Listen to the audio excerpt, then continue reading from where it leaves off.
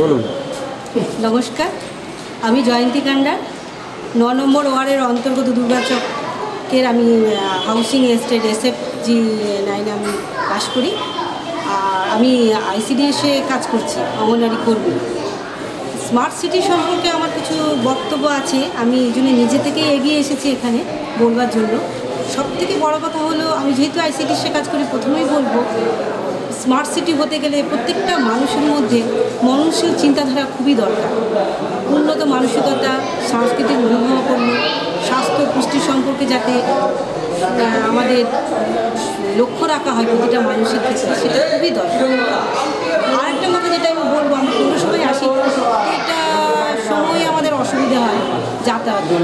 রাস্তাঘাটটা খুবই উন্নত হলে ভালো হয়, আর যাতায়াতের ব্যবস্থা খুব খারাপ হলে অনেকটা সময় এখানে চলে যায়। এই দিকটা যদি থাকে এটা খুব ভালো লাগে।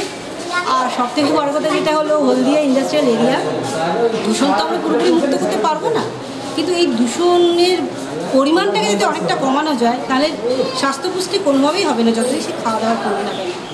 আর প্রত্যেকটা মানুষকে কর্মমুখর হতে হবে, সেটা যেভাবেই হোক। চাকরি সে সবাই পাবে এমন কোনো কথা নেই। চাকরি হতে পারে, ব্যবসা হতে পারে, হস্তশিল্প, কুটিরশিল্পের মাধ্যম দিয়ে মানুষ রোজগার করতে পারে। প্রত্যেকটা মানুষের, প্রত্যেকটা পরিবারের, প্রত্যেকটা পরিবারে একটা করে মানুষ, একজন মানুষ হলেও যেন সে জীবিকা নির্বাহর মধ্য দিয়ে সে পরিবারটাকে পরিচালনা করতে পারে, এটা ভীষণভাবে দরকার। মানুষ যদি পেটে কিছু না খেতে পায়, তাহলে শুধু বড় বড় কথা বলে আমরা স্মার্ট সিটি করবো বলে তো হবে না। প্রত্যেকটা মানুষের আহারের দরকার, পুষ্টির দরকার, স্বাস্থ্যের দরকার, সেগুলোর দিকে লক্ষ্য রাখা অবশ্যই দরকার। ব্যাস এটুকুই বলবো।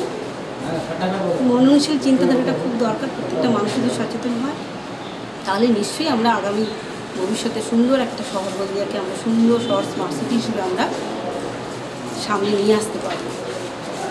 নমস্কার।